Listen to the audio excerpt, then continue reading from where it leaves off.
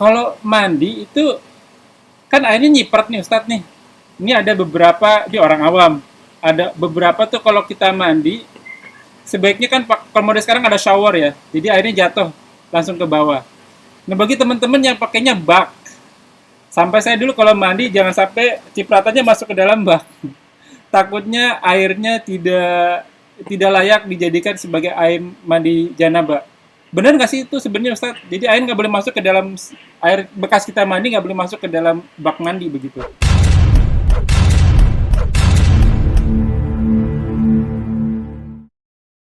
لا إله إلا الله محمد رسول الله عليه صلاة الله وآله.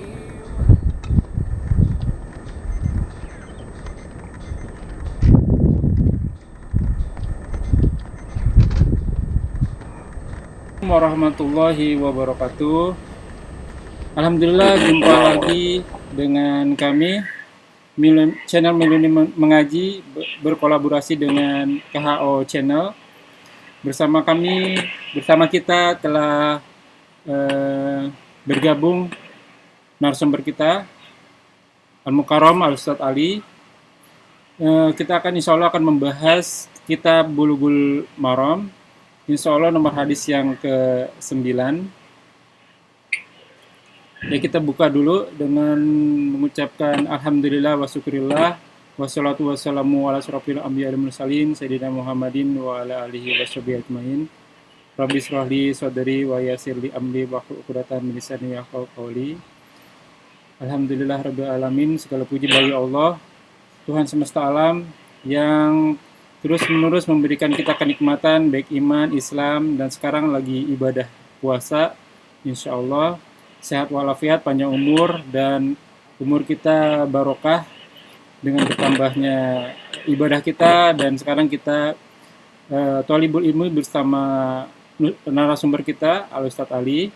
Salawat serta salam tak lupa kita limpahkan kepada junjungan kita Nabi besar Muhammad Shallallahu Alaihi Wasallam. Untuk mempersingkat waktu, tafadhol maskuro Al-Ustadz, kita lanjutkan ke nomor hadis yang berikut. Syukran juga. Assalamualaikum warahmatullahi wabarakatuh. Waalaikumsalam warahmatullahi wabarakatuh. Innalhamdulillah nahmadu wa nasta'inu wa nastaghfiruh wa na'udzu billahi min syururi anfusina wa min sayyiati a'malina. May yahdihillahu fala mudilla lahu wa may yudlil fala hadiya lahu. Asyhadu an la ilaha illallah wa la syarika lahu wa asyhadu anna Muhammadan abduhu wa rasuluh. A'udzu billahi minasyaitonir rajim. Bismillahirrahmanirrahim. يا أيها الذين آمنوا اتقوا الله حق تقاته ولا تموتن إلا وأنتم مسلمون. أعوذ بالله من الشيطان الرجيم. بسم الله الرحمن الرحيم. يا أيها الناس اتقوا ربكم الذي خلقكم من نفس واحدة وخلق منها زوجها وبث منهما رجالا كثيرا ونساء واتقوا الله الذي تساءلون به والأرحام إن الله كان عليكم رقيبا. اللهم صل على محمد وعلى آله وصحبه ومن تبعهم بإحسان إلى يوم الدين. Baik, kita mulai lanjut saja ke cepat ya. Nah, Hadis nomor 9 ya. nah, Ustaz. Wa an rajulin, dan dari seorang sahiban Nabi, sahabat Nabi Sallallahu Alaihi Wasallam yang tidak diketahui namanya siapa. Qala, telah bersabda, dia telah berkata, naha Rasulullah Sallallahu Alaihi Wasallam, telah melarang Rasulullah Sallallahu Alaihi Wasallam antaktasilal mar'atu bi fadli rajul. Melarang bahwa seseorang perempuan atau seorang istri yang mandi bisa dari suaminya atau lakinya. Ya. Awir rajul atau seorang laki-laki, seorang suami bifadli mar'ati, mandi bisa istrinya atau wanita yang perempuannya. Waliyat tarifa jami'an. Kalau hendak mandi bersama, hendaklah menciduk ya bersamaan, jangan pisah. Ya, jangan dipisah. Akhrajahu Abu Daud wa Nasa'i wa isnadu sahihun. Hadisnya sahih secara sanad ya. Ya. Maka nanti kita pending dulu, kita baca hadis nomor 10 dan hadis nomor 11 biar ketahuan ya. Nah. Hadis nomor 10 Ibnu Abbas, dan dari Ibnu Abbas ada namanya. Ya, ponakan Nabi ya. Radhiyallahu anhu, semoga Allah meridai keduanya. Anna Nabiyya sallallahu alaihi wasallam, bahwasanya Nabi sallallahu alaihi wasallam karena yaktasil bi fadli Maimunah, adalah beliau mandi sisa Maimunah istrinya. Ya, istri Nabi sallallahu alaihi wasallam. Radhiyallahu anha, semoga Allah meridainya. Akhrajahu Muslim, dan ini riwayat Imam Muslim, lebih kuat ya. Lebih kuat daripada Abu Daud, Nasa'i dan sebagainya. Dari Muslim. Hadis nomor 11. Wali Ashab bin Sunan, dan dari pengarang-pengarang Sunan ya. Juga tidak disebutkan nama siapa ini. Ya, pengarang-pengarang kitab ya. Aktasila badu azwajin Nabi sallallahu alaihi wasallam bijahnatin. Ya. Mandi salah seorang istri Nabi sallallahu alaihi wasallam bijahnatin, dari pada sebelah bak ya, bak besar atau tempat air lah ya. Faja'a yaktasilu minha, lalu Nabi datang kepadanya mandi minha, di tempat tersebut darinya. Faqalat, selalu salah seorang istri Nabi yang tidak disebutkan namanya tersebut berkata, faqalat, ini sesungguhnya aku kuntu junuban, aku sedang junub. Maksudnya sedang junub itu air bekas aku pakai mandi. Aku pakai mandi. Tentunya mandi junub ya. Faqala, lalu Nabi bersabda, innal ma'a la yajnub, sesungguhnya air tidak bisa dijunubkan. Air tidak bisa dijunubkan. Ya. Wa sahahu Tirmidzi wa Ibnu Huzaimah, disahihkan oleh Tirmidzi dan Ibnu Huzaimah. Hadis yang nomor 9, Nabi bersabda, Nabi melarang seseorang mandi sisa istrinya atau sebaliknya. Ya, tapi tidak diketahui namanya. Tapi itu sahih. Ya, kata Abu Daud, Nasa'i, ya, ada siapa? Sahih. Ya, tapi tidak diketahui nama siapa. Hadis berikutnya riwayat Muslim juga sahih. Diketahui siapa? Perawi ya Ibnu Abbas. Nabi malam mandi sisa Maimunah istrinya. Dan mandi ini adalah perbuatan amal-amal Rasulullah yang ada di rumah. Dan Ibnu Abbas adalah sahabat Nabi, sekaligus adalah ponakan Nabi yang tahu pekerjaan Nabi selama di rumah, apa yang dilakukan Nabi selama di rumah. Kan?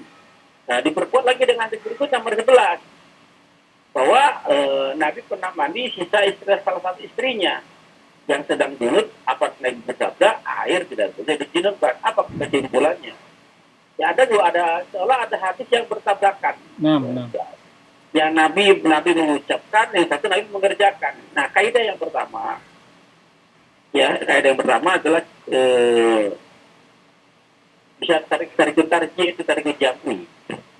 Kalau tarik tarji adalah memilih di antara dua dalil yang bertabrakan, yang berseberangan, yang berlawanan, dipilih yang paling kuat. Itu yang terpakai hukumnya, hadisnya juga terpakai, maka yang paling lemah itu dibuang, tidak dipakai kalau tarik tarji yang diambil. Tapi kalau tarik jam'i mengambil dua dalil yang berseberangan, yang berlawanan, tapi tidak ada yang dibuang, dua-duanya dipakai. Kalau tarik jam'i, hadis yang paling kuat, setelah kita adu ada yang paling kuat kan, ternyata derajat dia lebih kuat, maka hukumnya yang paling kuat. Sedangkan hadis yang di bawahnya, ya, yang kalah tadi derajatnya di bawahnya, maka hukumnya yang di bawahnya lagi. Dan kalau berhubungan dengan perintah, yang hadis yang paling kuat, maka perintahnya dipakai, yang paling kuat perintah wajib. Yang di bawahnya maka itu sunnah. Kalau larangan, haram sama makruh. Gitu ya, haram sama makruh. Nah, itu kalau tarik tarji sama tarik jam'i. Nah, kaidah berikutnya yang dipakai adalah apa namanya, ada walaupun sama-sama sahih hadisnya, ya kalau di hadis satu riwayat Abu Daud dan Nasai dengan Muslim lebih kuat Oke. daripada riwayat yang di Abu Daud, ya, karena Muslim lebih dulu. Di antaranya lebih sanatnya lebih kuat daripada Abu Daud, ya, dan Nasai. Ya, kalau dia dengan Bukhari lebih kuat, gitu kan. Nah, berikutnya tadi yang dipakai adalah ini amalia di dalam rumah. Ya, yang paling tahu kan adalah istri rumah Nabi kan, bisa keluarganya, bisa istrinya, bisa anak, ya, bisa keponakannya, gitu kan. Nah, kenapa Ibnu Abbas tahu? Kebetulan Maimunah adalah bibinya kan, jadi yang juga ibunya Nabi. Kebetulan lagi bermalam di rumah Maimunah radhiyallahu anha. Oh, Maimunah itu bibinya Ibnu Abbas ya, Ustaz? Iya, masih sepupuan sama Ibnu Abbas ya. Sama Abbas ya. Sama Abbas, kalau Ibnu Abbas itu ponakan. Enggak, Afwan Ustaz. Jadi Maimunah istri Rasul itu bibinya Ibnu Abbas. Iya, betul. Iya, betul. Baik. Maka yang terkuat adalah ya tadi ada nomor 10 yang dikuat. Ya. Nomor ada nomor 10. Ya. Bertanya Ustaz. Ya. Jadi sebelum konklusi dari hadis 9 sampai 11, yang pertama adalah kalau kita mencari hukum berarti melihat derajat yang paling kuat. Salah satu ciri derajat yang kuat adalah siapa yang meriwayatkannya, begitu Ustaz ya. Misalnya Bukhari, Muslim, Tirmidzi, Nasai. Nah, Bukhari, Muslim berarti lebih kuat karena dia hadisnya hadis sahih. Betul begitu Ustaz ya? Iya. Kalau secara kasat mata, Bukhari lebih unggul daripada yang lain. Ayo. Ya. Di bawahnya Muslim, gitu. Ya. Tapi secara keilmuan tetap harus diperiksa. Diperiksa. Yang mana yang paling kuat? Oke. Terus diperiksa semuanya. Semua diperiksa semuanya. Kalau begitu. Tidak bisa kita tidak bisa indikasi Bukhari lebih kuat daripada enggak.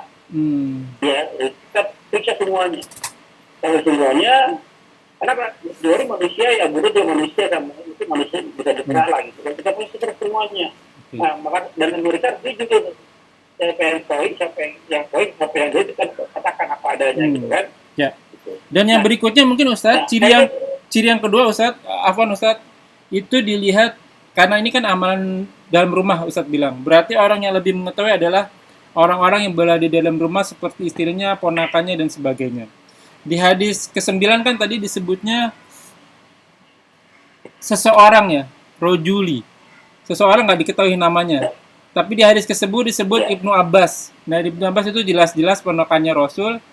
Sedangkan yang berikutnya itu dari istrinya Rasul, Maimunah. Ini lebih menguatkan sehingga mengalahkan, bisa kita sebut begitu, mengalahkan hadis yang nomor 9 karena rojul.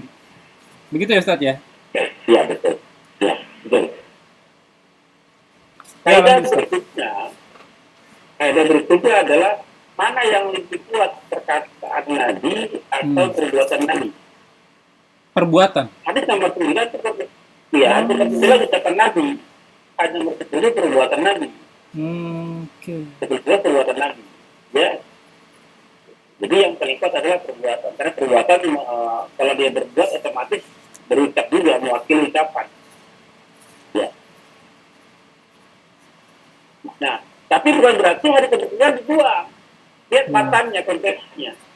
Ya, maksudnya apa? Janganlah seorang mandi dekat istrinya atau sebaliknya. Ini larangan. Nah, yang namanya larangan itu walaupun bukan dari Nabi, ya katakan antum melarang saya nih, larang Anda nih. Jangan ke sana. Setidaknya itu kan satu informasi yang dipikirkan secara matang. Kenapa larangan ini? Jangan sampai kita mengabaikan begitu saja, gitu kan? Paham kira-kira ya? Walaupun dari orang biasa, kita perlu perhatikan kenapa nih ada larangannya, apa maksudnya gitu. Iya kan? Nah, apalagi ini yang mengarang adalah disahihkan oleh Abu Daud, ini dan apa Nasai gitu kan, gitu. Nah, kita gali kenapa larangan wudhu? Oh, ternyata larangan ini menyangkut dengan kebersihan. Ya, maka larangan itu bukan larangan haram, karena Nabi mengerjakan. Di satu sisi kan Nabi mengerjakan, berarti larangan ini bertentangan dengan perbuatan Nabi, maka harus turun ke larangan tersebut bukan haram. Ya, larangan itu adalah larangan makruh.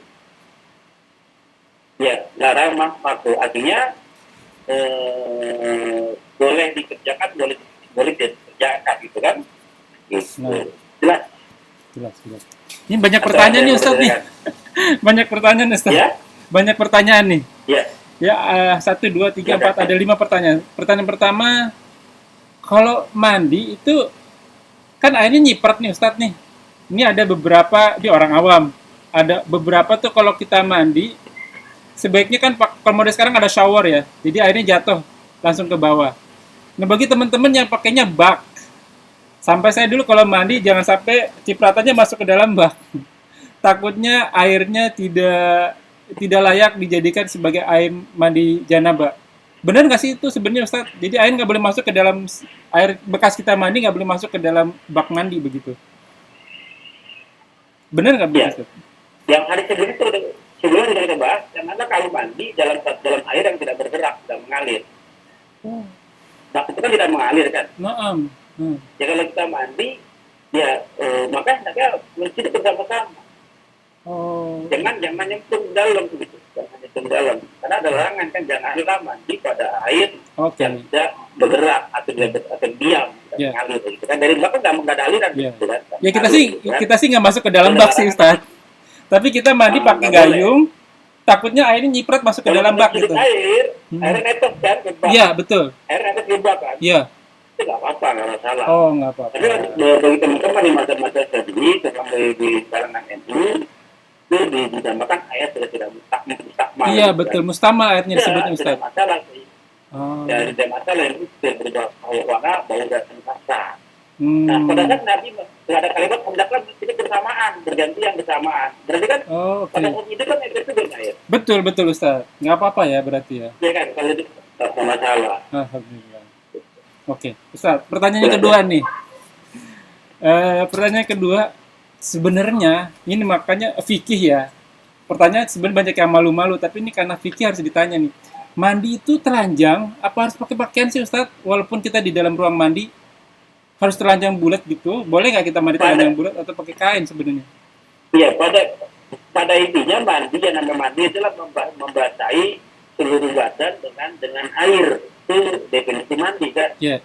Kalau ada sebagian tubuh yang tidak terkena air, itu namanya bukan mandi. Cuci namanya. Basuh gitu kan.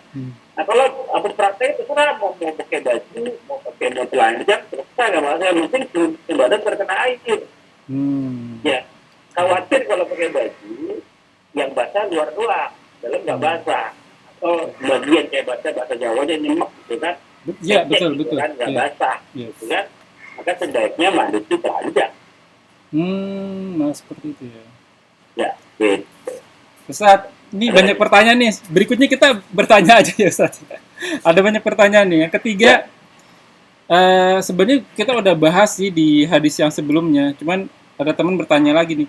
Kalau mandi janabah itu, apa perlu wudhu lagi Ustaz? Apa udah, maksudnya habis mandi terus wudhu seperti biasa begitu, atau memang udah nggak usah lagi wudhu karena udah include apa? Udah termasuk mandi gitu wudhu itu? Apa perlu wudhu ulang Ustaz gitu? Baik, wudhu itu membersihkan hadas kecil.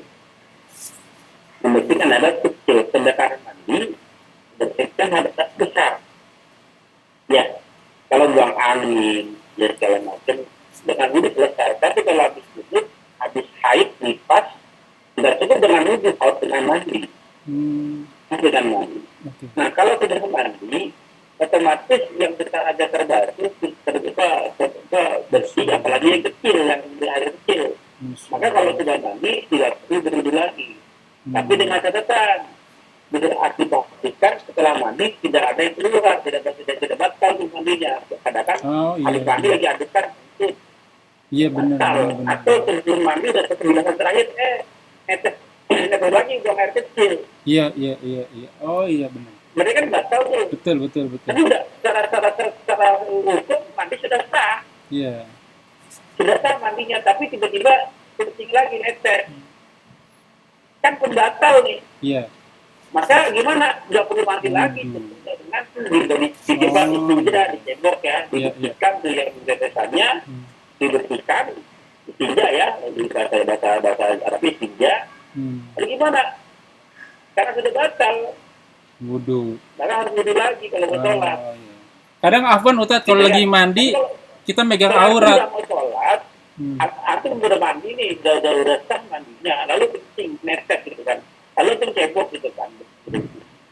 Tapi antum katakan masih jam 10 pagi atau jam 9 pagi, belum mau sholat, kalau kan jam tidur nanti. Iya. Antum nggak utuh nggak masalah karena belum sholat. Iya. Karena ada satu hal ibadah yang mau dilakukan. Iya. Karena mandi udah selesai, udah sah. Iya. Kecuali kalau misalnya kita lagi mandi, kita megang aurat kita. Wudu lagi berarti. Udah mau selesai. Aurat yang mana maksudnya? Kemaluan misalnya. Kita mau bersihin pakai sabun gitu Ustaz. Ya, itu ada babnya lah, ada babnya di pembatal itu. Apakah memegang kemaluan termasuk membatalkan atau tidak? Oke. Ada babnya banyak sepanjang. Ya, kalau kita bersuara kita dia tidak batal. Ada sebagian membatal. Ada 2 hadis sih bertabrakan juga. Dari topan ya. Dengan kecuali dari depan enam perawinya. 2 orang, tapi bilang wajib wudu, harus wudu. Yang satu belum nggak perlu wudu, karena tidak batal wudunya. Ada tuh ketabrakan. Ada 2 hadis yang ketabrakan yang berlawanan. Sama tahu ya hadisnya gitu kan. Nah, sebenarnya tidak batal wudunya. Karena apa? Kalau ada 2 hadis yang ketabrakan, kita kembali ke Qur'annya. Apa saja yang membatalkan wudu? Ya, pembatalan wudu cuma 2. Yang pertama berjima. Ya. Yang kedua yang keluar dari 2 jalan, depan dan belakang. Ya, dari depan apa Pak? Ya, air mani, air wadi. Ya. Yang 4 tuh. Ya kalau dari depan. Kalau dari belakang ada angin kentut gitu kan, ada pup gitu kan, BAB gitu kan. Apalagi dari belakang tuh. Ya. Depan masih ada lipas ya, head ya, dari depan juga. Dari belakang dari angin, tinja gitu kan, BAB. Apalagi itu cuma doang kan? Iya, itu doang. Selebihnya nggak ada tuh di Quran. Ya nggak ada di Quran. Maka kita kembali ke maka memegang kemaluan gimana? Nah, kemaluan zakar sama dengan tangan, Pak, sama dengan kuping. Itu adalah bagian tubuh kita, anggota tubuh sebenarnya. Kita memegang kemaluan sama saja memegang tangan, memegang pipi. Kan anggota tubuh juga ya, Pak ya. Iya. Memegang tangan tidak batal, kan memegang kemaluan batal. Di mana batalnya? Iya, oke. Jelas ya? Kan hanya beda bentuk kan? Oh, iya. Ini jadi pancingan nih Ustaz. Kadang kalau misalnya kita udah punya wudu, anak kita pipis masih kecil, otomatis kan kita bersihin tuh kemaluannya. Berarti itu sebenarnya nggak batal ya Ustaz ya, wudu kita ya? Tidak batal. Aku megang isi, coba megang isi dia, kena kotor, nggak batal, tinggal cuci aja. Iya. Tangannya selesai. Nah, Iwanul Filah, ini nih berarti nih ilmu lagi. Kecuali antum pegang kemaluan antum ada yang keluar. Oke. Iya. Yang batal bukan megang keluarnya yang batal. Iya. Jelas ya? Nah ini Ikhwanul Filah ini berarti ilmu lagi nih. Masih banyak yang termasuk saya ya belum banyak mengetahui tentang hal ini. Jadi harus dijaga setiap kasus per kasus ya Ustadz ya. Setiap nomor hadis karena nih kita harus berurutan gitu ya Tat ya. Nah, tapi ada lagi nih, masih ada 2 nih pertanyaan Ustadz nih.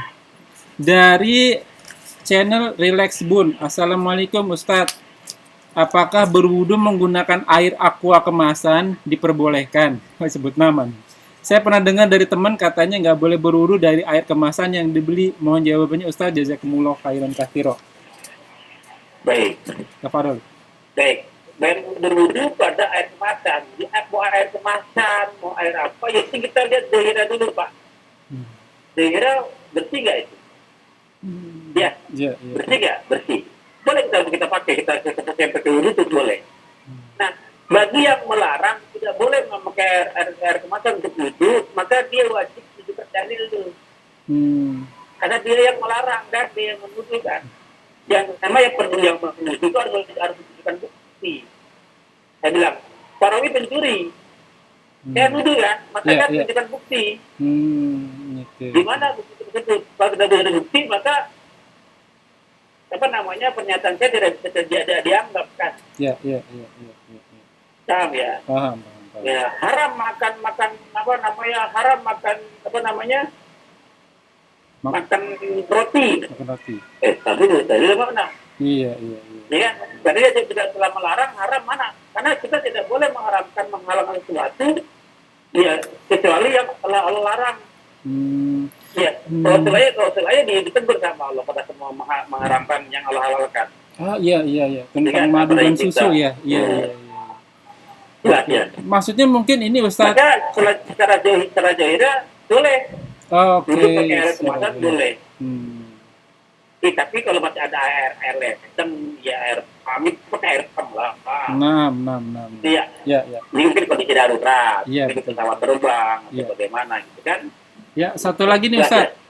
Alhamdulillah clear. Jadi ketelitian Pak. Ketelitian jangan terburu-buru menghukumi suatu hukum. Tidak dulu dipahami dulu kemana. Ya. Ini pertanyaan dia nggak mau disebutin namanya.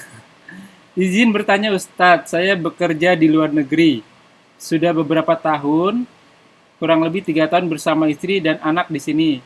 Tapi sudah kurang dari setahun istri pulang ke Indonesia. Istrinya pulang nih Ustadz. Jadi dia tinggal di sini. Tinggal di luar negeri itu bersama anak istrinya. Tapi istrinya sekarang pulang. Udah kurang lebih hampir setahun istrinya sudah pulang. Pertanyaannya adalah, nah saya bermasalah dengan libido saya. Hukumnya bagaimana bila bermasalah dengan libido saya? Bagaimana hukumnya bila saya menggunakan tanda kutip tangan saya, Ustaz? Jadi dia mungkin haram ya. Menggunakan tangannya. Itu bagaimana Ustaz? Ini mungkin banyak nih ya kasus-kasus ya seperti ini. Tafadhol Ustaz. Iya banyak. Ya, tapi jangan boleh itu bukan tempatnya. Bukan tempatnya, karena tempat itu kan dari mengeluarkan syarat sengaja pada tempat. Ya, itu daerah mannya tumpah kemana-mana. Betul. Jadi kalau nggak bisa nahan gimana? Ya nikah lagi, kan boleh, kenapa? Iya. Kan nikah lagi kan ya boleh. Dibanding melakukan sesuatu yang dilarang, mendingan kan nikah lagi. Tapi nikah lagi nggak sanggup kan? Tentang berapa hari pakai kalau nggak olahraga. Oke. Jangan olahraga puasa. Ya, puasa gitu kan. Lalu kalau nggak sanggup juga, kenapa antum dengan istri antum lebih dari antum? Ya. Kan istri kan harus ikut antum, bukan antum ikut istri. Iya. Boleh nggak? Berarti memang hukumnya tidak boleh ya, mutlak tidak boleh. Bisa berjauh dari istri gitu kan. Kenapa istri itu pulang? Kita bareng di sana. Kalau mau pulang bareng itu, ya bareng itu lagi. Ya. Jadi kalimat wala taqrabu zina, jangan kamu dekati zina, gitu ya. Jadi saya kasih contoh gini Pak. Saya perintahkan antum ya. Ini beda antara kita dengan larangan. Parami, tolong ambilkan kunci yang digantung. Itu perintah dari saya. Kira-kira tanda antum saat apa reaksi antum? Saya mengerjakan, saya ambil kuncinya, saya serahin ke Ustaz. Minimal kan antum dari tempat duduk antum masih berdiri kan? Iya, bergerak melakukan sesuatu. Antum berdiri bergerak menuju terus kan? Bentuk ketaatan. Betul. Ya. Misalnya watona denger taat, nggak bantah gitu. Tapi ada yang tiket pertama nih, antum dengar cerita tersebut, antum minta jalan tuh ambil kunci itu, ini tiket pertama. Ya. Apa di level di bawah duanya? Para Romi tolong ambil kunci motor saya digantung. Dengar aku berkali kan? Tadi sibuk main gadget, yang tugas, Jadi tidak tersebut dikerjakannya nanti. Ya, Paham ya? ya. Level kedua nih, level di bawahnya. Ya benar, tapi nggak langsung dikerjain. Antum juga masih asik dengan kesibukan antum. Jelas ya? Ya. Tapi dikerjain juga ujungnya. Itu perintah. Kalau perintah itu minimal ada gerakan, ada aksi yang menuju ke. Tapi beda dengan larangan. Sekarang ada balik. Pak Romi, ini kunci saya gantung di motor, jangan diambil, jangan dipindahkan. Apa reaksi antum sebagai ketaatan? Antum lagi gak dituduh sih. Ya udah berarti diam, jangan diambil, Ustaz. Nah, diam itu tanda ketaatan, minimal gak bergerak.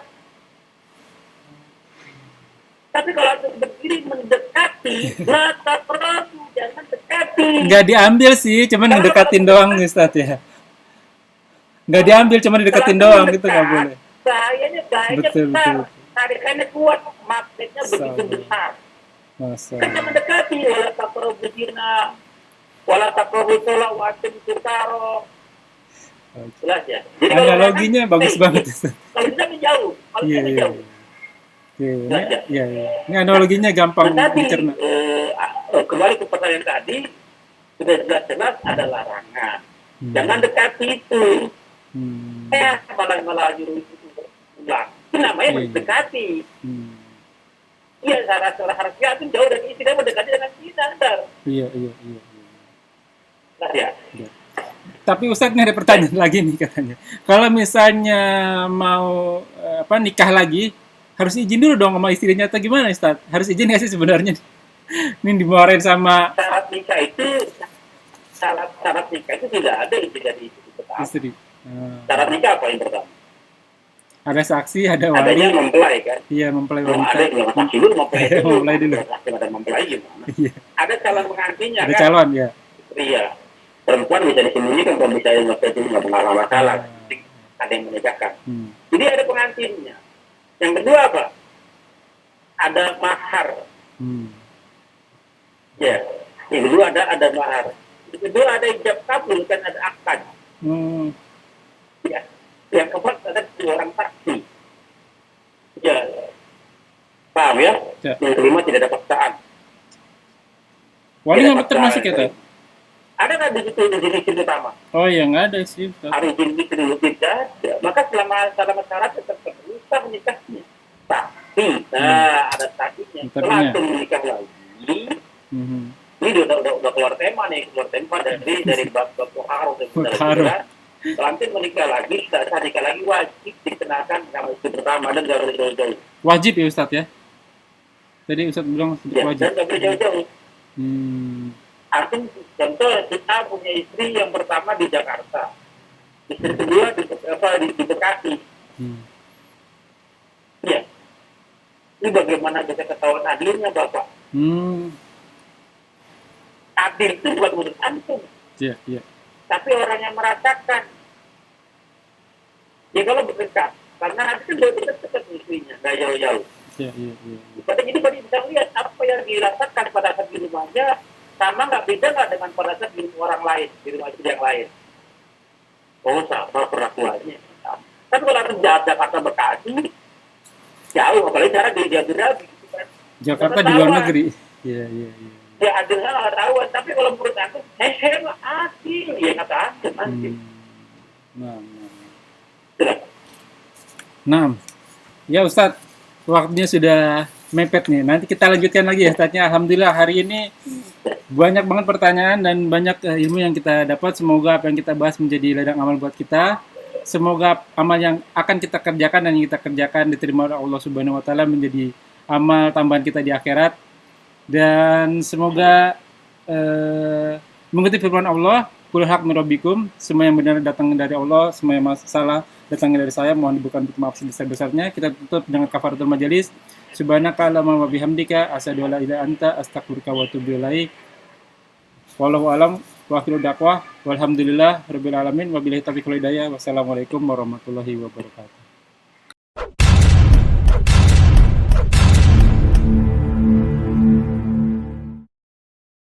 La